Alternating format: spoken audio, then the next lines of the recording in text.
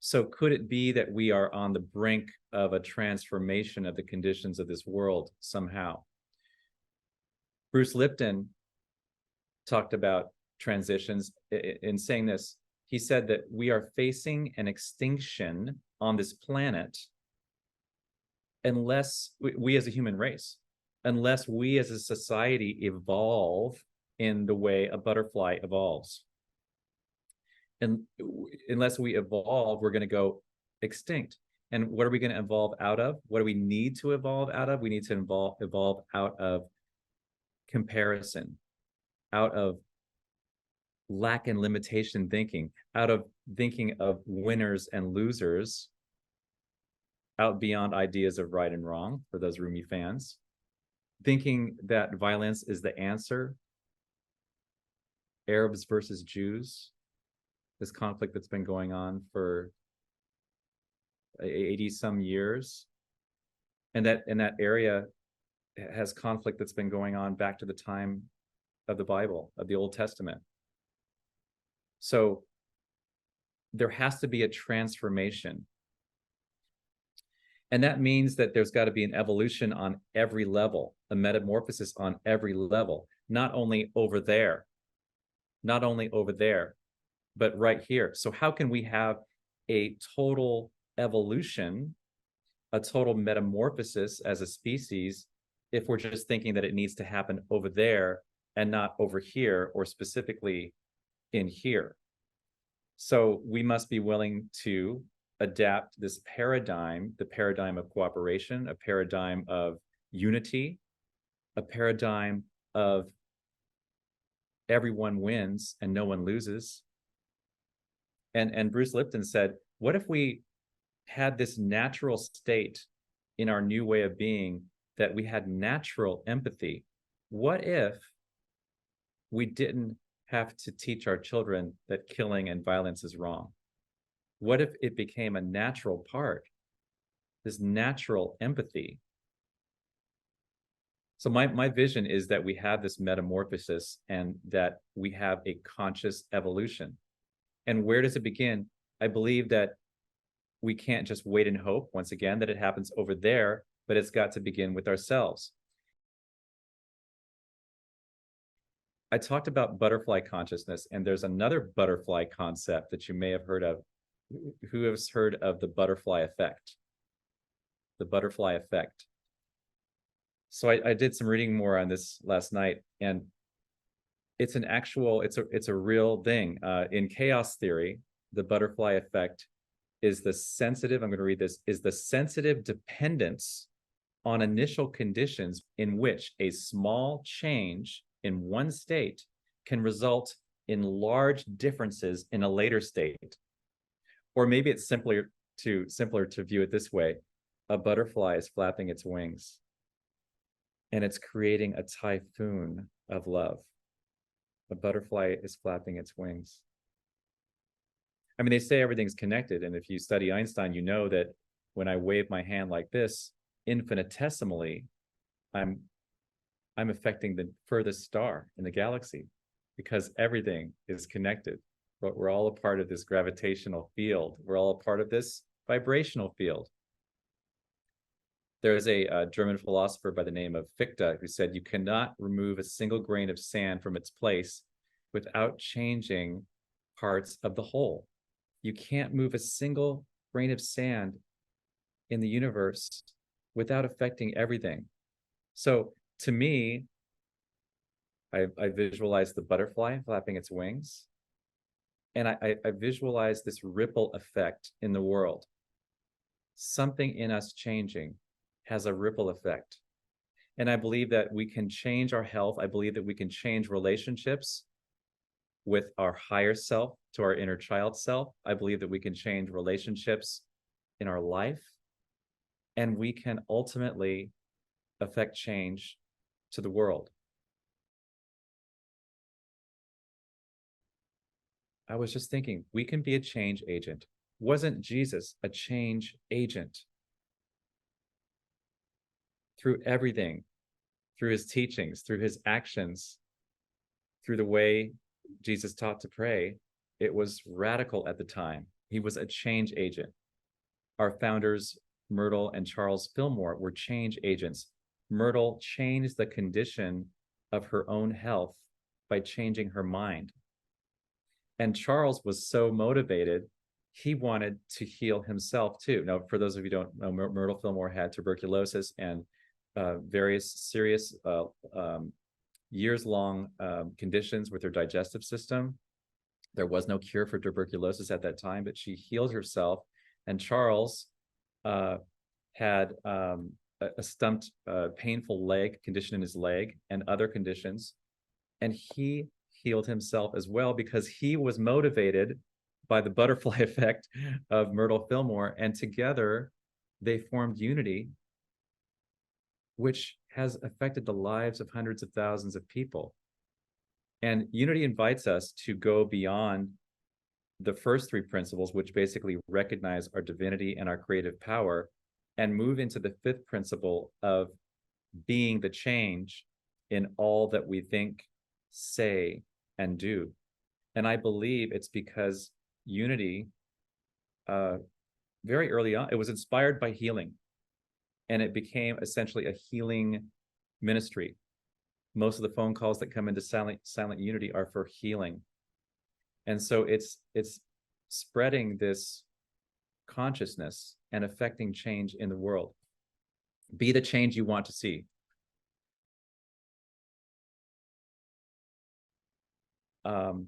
The other thing I think is that we have to think that we're on a tipping point where our change, our prayers can affect the entire planetary condition. And I was reading something by author Vienda Maria, where she said, we can only create change in the world, though, if we first start with our own individual healing. When we heal a part of ourselves, we also heal that part in the world. That's an amazing statement. It's that butterfly effect again. It's what happens in the microcosm happens in the macrocosm. And think about what I said last week. I said Unity, in my eyes, our mission is changing the world one heart at a time. Changing the world one heart at a time means beginning with this heart right here. So I'm going to share a few more ideas of how we can be change agents, how we can trigger this butterfly effect. And the first one, there's a quote by Marianne Williamson that I'd never heard before, but she said, maybe some of you have, the practice of forgiveness is our most important contribution to the healing of the world. The practice of forgiveness is our most important contribution to the healing of the world. And I was thinking, why would that be? Thinking about the teachings of Jesus, Jesus said we need to forgive 70 times 7. Not 7 times, but 70 times 7. But basically, we always need to be forgiving. And I think that forgiving begins with ourself first, releasing ourselves from that cycle, that judge and the jury and the trial that we've created in our own mind, releasing this cycle of negative patterns in our own psyche so we can start to have more healed relationships. And the author Vienda Maria also said, she said this, healing myself creates a ripple effect across the universe, allowing me to help others to heal, creating a changed and healed world. And so she, again, is talking about the butterfly effect. You may remember an author by the name of Lissa Rankin. She wrote a book about the daily flame, and she also wrote a book called Mind Over Medicine. It's actually Lissa Rankin. And she talks about this theme of we are healers in the world. She calls us wayfinders, or Jesus was a way shower. She calls us wayfinders. And she said that we as healers, if we consider ourselves to be a healer, we feel a sense of mission involving a major transformation of some kind in human experience, a sense of mission. She said that we feel a sense of empathy as embodied by compassion. And she said that we as healers have a pressing desire to lessen the suffering of all life forms. Lessen the suffering of all life forms, animals, plants, the earth, people, ourselves. So if you identify with any of these, and I think you do, I think by virtue of you being in this room, you are a healer. You're surrounded by healers, and you're surrounded by healing knowledge. You're surrounded, I mean, the music heals, the meditation heals, the community, the sheer act of being in community heals. So we're all healers. And Lissa Rankin talks about how we as healers can help perpetuate this ripple effect, this butterfly effect. She said, first of all, withhold judgment. We live in a world where it's right and it's wrong. They're right, they're wrong, they're better, they're worse, they're not good enough. Look at what they did. They're not doing it that way. And for those of you familiar with my talk on complaint-free world, there are so many ways that we can be instead of complaining, instead of judging. We can choose to stop the cycle of negativity, we as spiritual people. So that's point one, withhold judgment. Point two is practice compassion. And that practice compassion makes me think about blessed are the peacemakers, for they will be called children of God, right?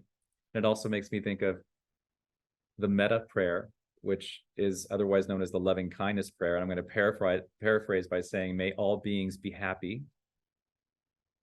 May all beings love themselves as they are. May all beings be free from suffering. And may all beings find peace in an uncertain world. The metta prayer. So this is back to compassion, the theme of compassion. And Lissa Rankin talked about one more thing that I think is essential to kind of kickstarting and reminding ourselves that we're change agents as part of this butterfly effect. And that is practicing random acts of kindness. Does anybody remember the movie Pay It Forward? I'm going to have to watch that movie again because I was really inspired reading about it this morning and remembering that it was a story of a high school teacher who challenges his class to do something that's going to change the world for the better. And one student comes up with this idea that's pay it forward, meaning they're going to do something that's going to be life-changing or helpful to 3 people. And it can be strangers. And these 3 people, instead of paying back the favor, they're just going to be asked to pay it forward. Pay it forward to 3 more people. And soon it becomes a worldwide phenomenon. Pay it forward. I think it's definitely a movie to watch. And I also thought about, back to this theme of practicing random acts of kindness. You ever heard the story about the starfish? And I want to tell it right, so I'm going to read this. Story about the starfish. This is about random acts of kindness and how we are powerful in these small acts of kindness. Early one morning, a man was walking along the shore after a big storm, and the man found the beach littered with starfish as far as the eye could see, stretching in both directions. But off in the distance, the man noticed a small boy on the beach, and the man could see this boy bending down every once in a while, picking things up. And he said, what are you doing? And the boy said, I'm throwing starfish into the ocean. The tide has washed them up, and they can't return to the sea by themselves. And when the sun gets high, they're going to die unless I throw them back into the water. And the man said, but there must be tens of thousands of starfish on this beach. I'm afraid you're just not going to be able to make a difference. And the boy bent down, picked up another starfish, threw it into the ocean, and turned and smiled at the man and said, I made a difference for that one. How powerful is that? So we can be a change agent in these ways. And I'm going to add one more reminder about prayer. For those of you who are at the who joined us in person last Sunday, thinking about Albert Einstein's, the most famous equation in the world, E equals mc squared. It basically says that energy and matter are interchangeable. And if you take that thinking further, everything can be thought of as energy. And if we turned our body into energy, it would be enough to power the entire electrical needs of the world for a week. That's how much energy is in this body. So what can thoughts give power to? If everything is energy and our thoughts are energy, they really are. They're electric, then they become electric signals, then they become biological signals, then they make changes in our body, right? We experience that with music. It changes your neurotransmitter mix. It changes your body.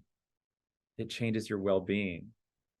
Thoughts, the power of thoughts. And prayer is just focused thought. So prayer can absolutely change. The first thing we have to change is our own recognition that we aren't divine. We have to remember to remember. Putting a vision behind this energy is helpful. So I remember particularly apt at this time is Michael Beckwith's vision for peace on the planet in his lifetime. That's his vision. So what's your vision? What's the highest vision for the planet and all of its people right now? And from that vision, you can turn that vision into an intention, and you can turn that intention into a prayer. And so I invite us to, wherever we are, just say these affirmations after me. And these are all, this is what our prayer is constructed, in New Thought, in Unity, and other New Thought traditions. It's all about affirmative prayer. And what are we affirming? We're affirming truth statements. We're affirming what we know is really real, what we know is absolute, what we know never changes. So say with me, I know harmony for the world. I know that we are turning the corner now. I know my thoughts are powerful. I know my prayers are powerful.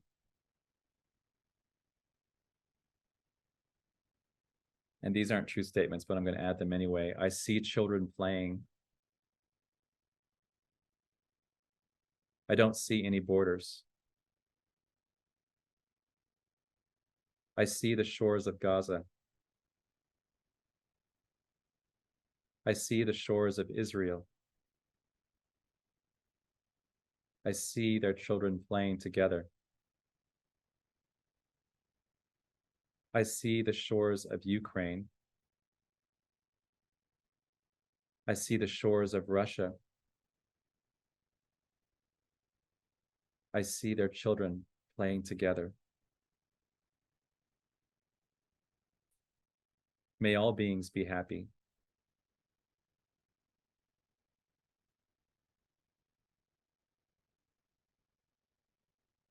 I am divine peace. I am divine harmony. I am divine order.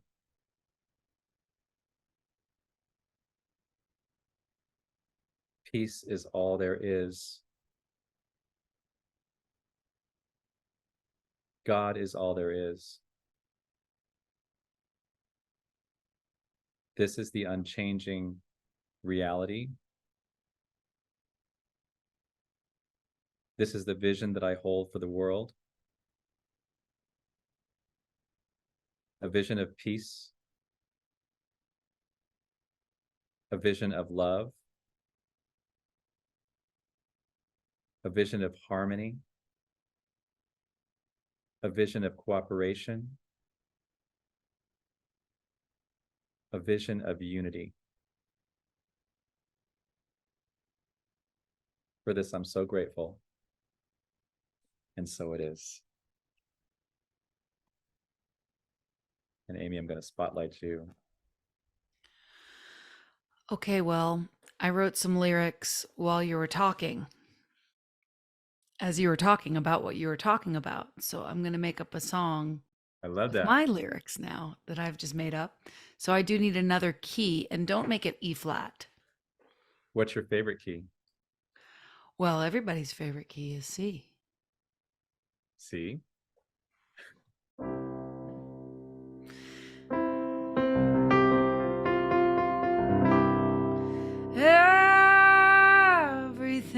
Everything is energy.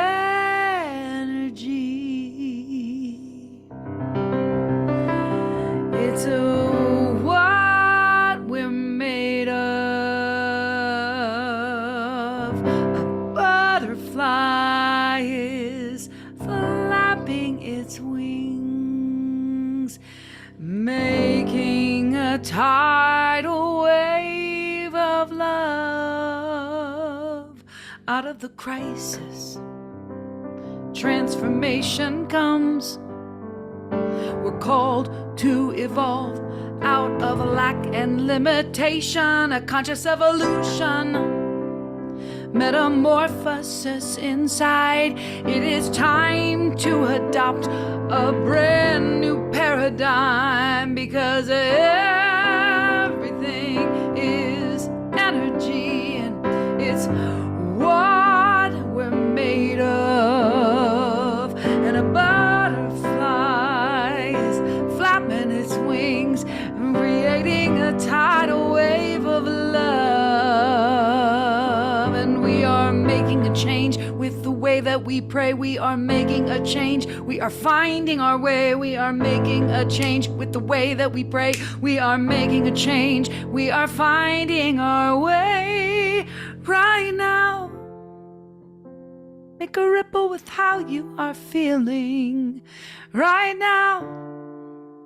Send a frequency of healing, because everything is energy. It is what we are made of.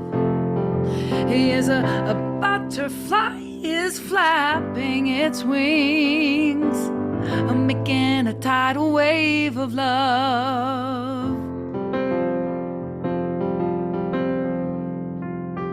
When we heal a part of ourselves, we are healing the world. When we heal a part of ourselves, we are healing the world. One heart at a time, one heart at a time, one heart at a time, one heart at a time. Pay it forward, yeah. Pay it forward, yeah. Pay it forward. Be kind, because everything is energy. It's what we are made of. And a butterfly is flapping its wings right here, right now, making a tidal wave of love.